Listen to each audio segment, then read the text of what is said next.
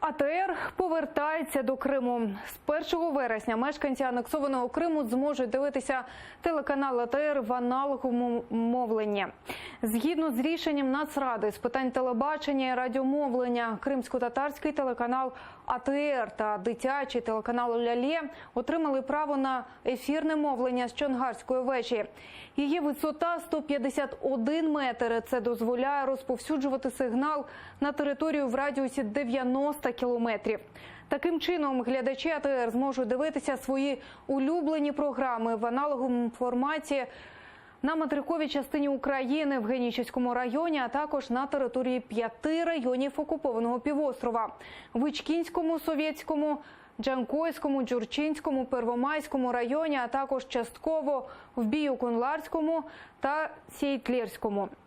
З квітня цього року АТР мовить з Чонгарської вежі у цифровому форматі.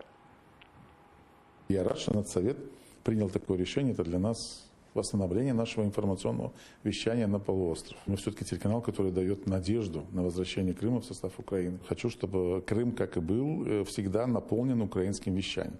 И всем остальным телеканалам хотел бы сказать о том, что 19 минут в неделю – это ничтожно мало. Потому что Крым нуждается в информации. И как бы мне не хотелось бы говорить о том, что вот телеканал ТР такое много чего делает, но нужно, чтобы сообща мы все делали. Все телеканалы сообща говорили о проблемах Крыма. О том, что там идут репрессии, о том, что там сажают людей в тюрьмы. Мы об этом во всем говорим на телеканале АТР. Обо всем говорим.